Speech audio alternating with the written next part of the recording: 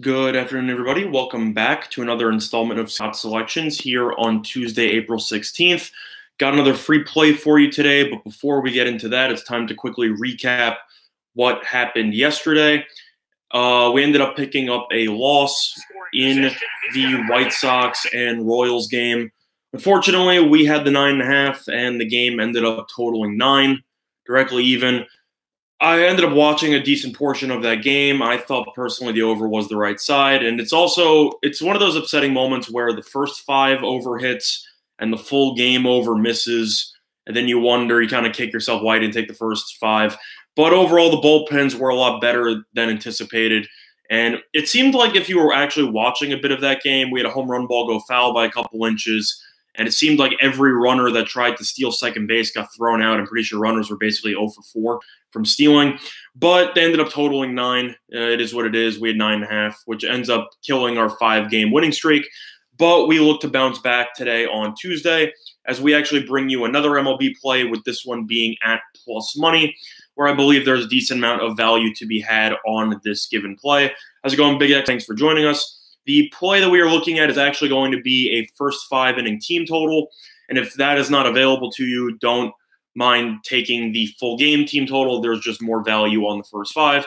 We will be looking at the New York Mets and the Philadelphia Phillies, as they will be playing against each other later today at roughly 7 o'clock Eastern time. The play that we're going to be looking at is the Mets first 5 team total over 2.5, which is available at 5 dimes at plus 120. The game is in Philadelphia. It's worth mentioning that if you like the full game team total, I'd suggest betting it now.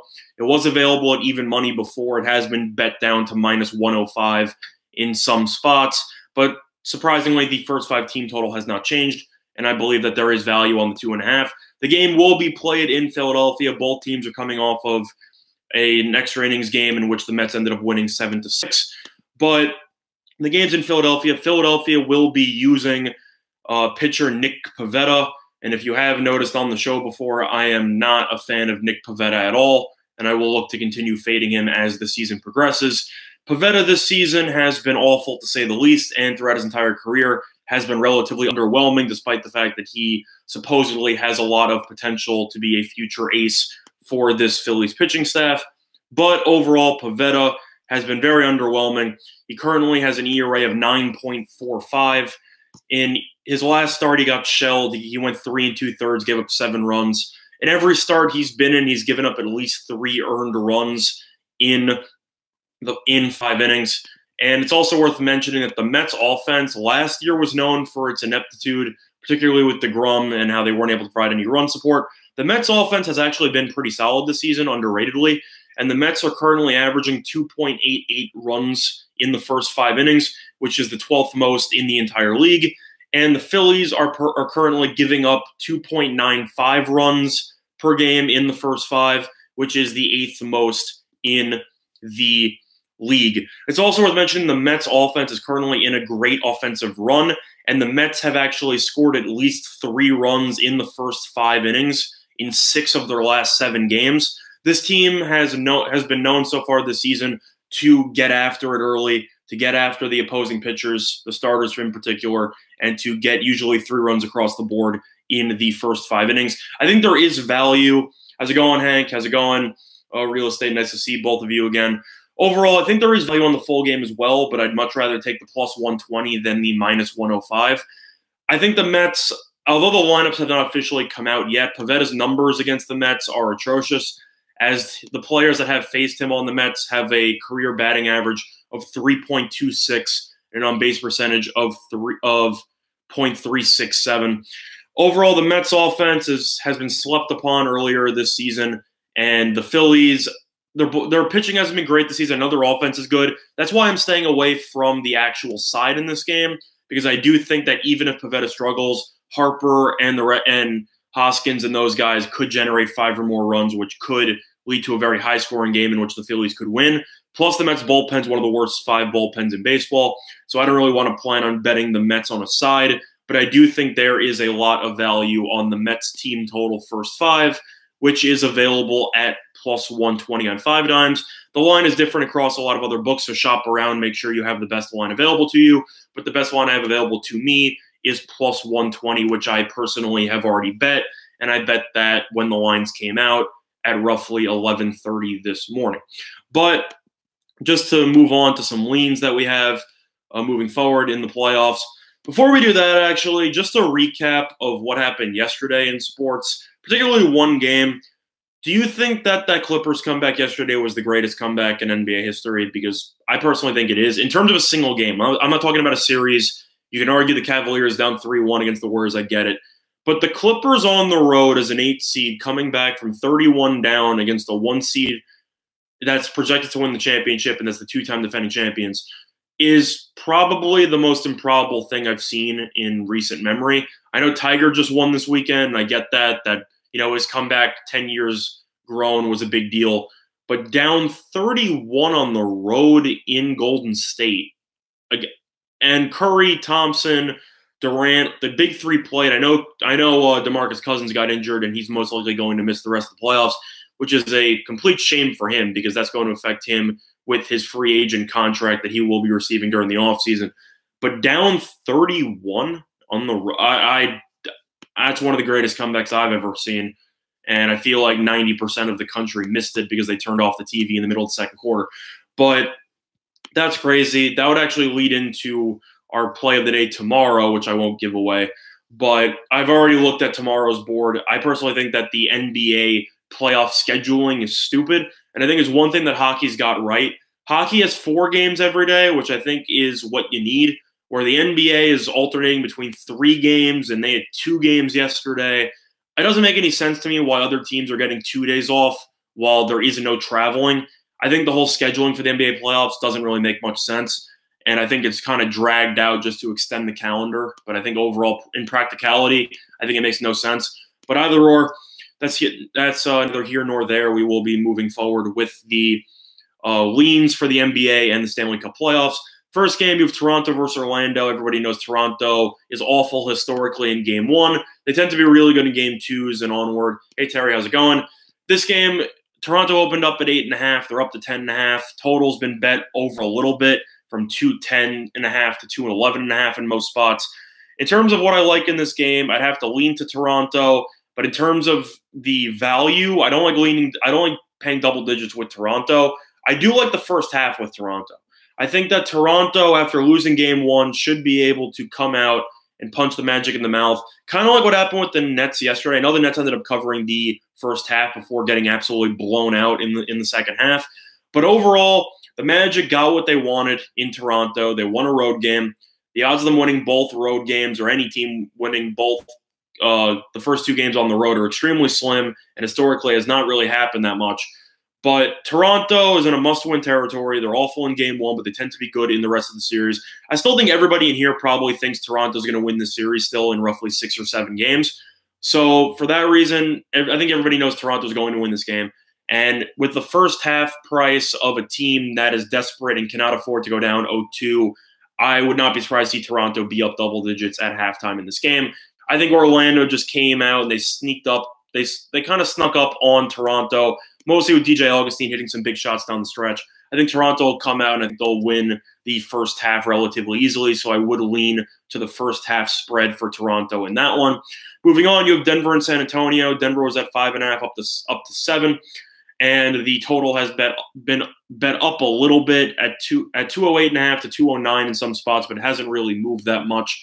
In terms of this game, Hammer and Hank, for the play of the day, we will be looking at the New York Mets first 5 team total over 2.5, which is available at plus 120 on 5 dimes. If that is not available on your book, take the full game minus 4.5.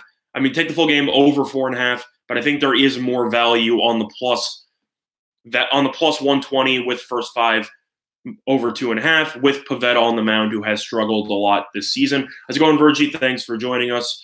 Yeah, no problem, Hank. Just making sure that we were on the same page there. But anyway, moving on. It's the same situation for the Nuggets versus the Spurs, but I'm a little bit more tentative to pick Denver in this spot because Denver is a team that hasn't been there before. I know that they have some key pieces in Jokic and Jamal Murray and a lot of good players. the team hasn't been to the playoffs before. And last year they had a great record and ended up losing out on a winner-go-home game in the final regular season game against the Timberwolves. The Spurs, their team is young, but they still have DeRozan. They still have Aldridge. They still have players that have contributed to deep playoff runs in the past. And I think that experience definitely showcased itself in Game 1. It looked like Denver wasn't really ready for battle, as San Antonio kind of took it to Denver. They controlled the pace, and they pretty much decided their game plan would be to let Jokic get whatever he wants and to guard all the people on the perimeter, which is personally, I think, the best way you can guard a big man. And I think that's what the Nets should consider doing against the 76ers moving forward. But either or, I would have to lean to Denver. But in terms of this game, I'd actually lean to the under. I know that at 208.5 in today's NBA, it's a little bit skeptical to take an under, but I think that San Antonio will clamp down again defensively. And Denver looked a little bit overwhelmed early on. And I think that San Antonio should be able to keep this game really close throughout. And if San Antonio is going to keep it close, I'd have to lean to the under. I feel like this is a very good correlated parlay spot where if you like San Antonio covering the 7, you should take the under. But if you like Denver covering the 7, you should take the over. Because I feel like this game is going to be decided by which team will be able to control the pace of play stylistically. San Antonio likes to play a little bit slower, a little bit more methodical, and Denver likes to play a lot more up-tempo. So I personally think that this game will go under the total, and I think that San Antonio will cover the 7. I think Denver will win, but it would not surprise me to see Denver win this game somewhere in the realm of what we saw in the Oklahoma City game of roughly 103-98, one of those games. I think it'll be relatively low scoring, and I think it will be close. Yeah, Miguel, I hope you enjoy your trip to Miami. Overall, I gave you the play for the Mets team total over 2.5 in the first 5 innings. But in terms of other plays, I've been looking. I have maybe 1 or 2 leans. But overall, the next game, you have Portland versus Oklahoma City. Portland's opened up at -3. They're down to -1.5. I have to like Oklahoma City in the spot. A lot of money coming in on the over. It's worth mentioning. It went from 218 to 223. Portland won Game 1, but if you ignore the 39-point first quarter they had, this team was awful the entire game in terms of scoring. They only scored 65 points in the last 3 quarters of the game. So Oklahoma City's defense definitely showcased, its talent. The only issue I have with Oklahoma City is Paul George and how his shoulders apparently have been bothering him over the last couple of days. And I know during the offseason he's had a couple of procedures on his elbow and his shoulder in the past, mostly getting fluid drained, but either or, he's had issues with his arms and his shoulders in the past. And that kind of concerns me based on his shooting form, which could explain why he was pretty awful from the floor in terms of percentage-wise. He shot roughly 30-something% from the floor because he's dealing with pain in his arms, and that is concerning to me. I do have to side with Oklahoma City because they were the pre-series favorites at roughly -145 or higher in most spots. So I have to assume Oklahoma City will be able to sneak away with a win in this one. Huge contributions from Enes Kanter in Game 1. I think Oklahoma City will be more prepared to face him, as I don't think Portland has enough offensive weapons with Nurkic out. So I would personally lean to Oklahoma City in that game. Moving on, you have Columbus versus Tampa Bay in hockey. Columbus going for the sweep, which would arguably culminate the biggest collapse in hockey history, as Tampa Bay tied the record for most regular season wins before potentially getting swept by the last team to make it into the playoffs. Money's coming on Columbus, rightfully so. In terms of what I like in this game, I don't see how you can back Tampa at this point in time. I know Tampa was the regular season champs. I know that they were the President's Trophy winners, and I get all that. This team's lost 3 straight. Columbus has looked like the better team. If you've watched any bit of the series, you've known that Columbus has been the better team, and Columbus is at home. I'd have to lean to the Columbus. Bobrovsky looks dialed in. I'd lean to Columbus money line at a plus price in that game. If you are a little bit more skeptical of that, I would lean to the regulation +0.5 for Columbus at roughly -140. I think that if you're afraid of a potential overtime loss, that's a good way to look. But I think that the +113 on 5 dimes or even higher in some spots for the Blue Jackets money line makes a lot of sense. Next series, you also have a potential sweep with my New York Islanders going ahead to take on the Pittsburgh Penguins. Penguins a huge favorite at roughly -170. The over-under is currently at 5.5 with heavy juice to the under and roughly -130 in most spots. In terms of that game, I don't even know what I'd lean here. It's a tricky one because the Islanders have looked so dominant so far this series, but I have to assume Pittsburgh's going to win one in the Igloo. But then again, I'm not going to judge things based on what I expect to happen. I got to assume based on what I have seen so far. The Islanders have been the much better team.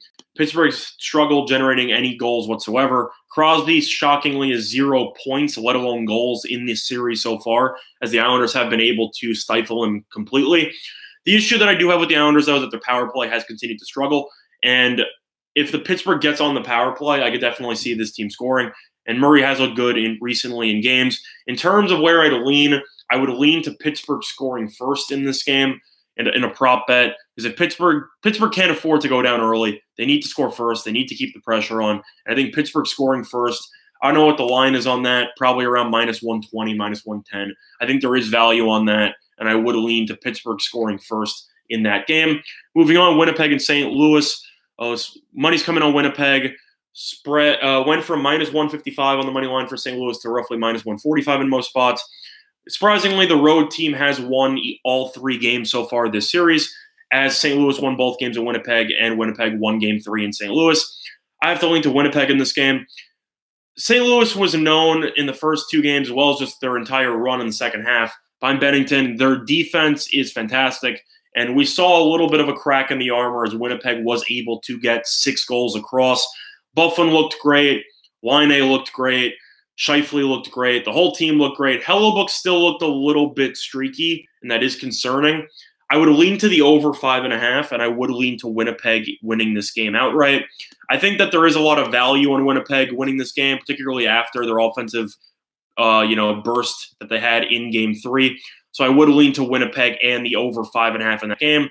I see that game ending somewhere in the realm of 4-2. I think it'll be 3-2 late with Winnipeg winning, and I wouldn't be surprised to see a potential empty netter opportunity late in that game to give you good value on the over 5.5, as the over is actually at plus money in some spots, as Pinnacle currently has the over 5.5 at plus 110. I think there's a lot of value on that game. And moving on, you have San Jose versus Vegas. With the over-under at 6.5, and Vegas is currently the moneyline favorite of roughly -160 in most spots. In terms of that game, I'd have to lean to Vegas based on the fact that until Martin Jones gets benched, I don't trust San Jose, and defensively they've looked atrocious. But in terms of where I'd look at that game in particular, I would lean to the first period over, and I'd also lean to the Vegas team total over. San Jose's defense has been terrible. And Vegas, as I said before, and as our play of the day won a couple of days ago at plus money when we had Vegas -1 in the last game. San Jose gives up way too many odd man rushes. They don't do a good job clearing the zone. They're very sloppy, and they give up a ton of odd man breaks. I think Vegas should score at least 3, and I think they should score at least 4 goals in that game. So I would lean to Vegas team total over in that game. But I do think the Sharks are a live dog, because they do know that it's must-win territory. They cannot afford to go down 3-1. And considering the fact that I had this series originally going 7 games in my bracket, I do think San Jose has a chance to potentially win the series and to give Vegas a run for their money. I would not be surprised to see San Jose pull an upset here, but I think it's a safer play to take the over in that game, as both teams will be looking to continue their offensive prowess. But play of the day, as I said before, will be on the Mets team total in the first 5 over 2.5, which is available at 5 dimes at plus 120. Don't forget to like and subscribe, as we will continue to bring you with daily betting content on this channel. Also, a reminder, if you have any questions for me, you could either A, reach out to me on Twitter, or B, you could just simply comment on the video below, and I will respond to any comments I see fit. And as I'm sure all of you have noticed before, if you have left a comment in the past, I have always done my best to respond in the most timely fashion possible. But anyway, play the day, Mets first 5 over 2.5 in the first at plus 120. But that's going to do it for this installment of Scott Selections here on Tuesday, April 16th, as we look to start another winning streak today. But until I see you tomorrow, good luck to you and your bets on this Tuesday evening. Have a good day, everybody.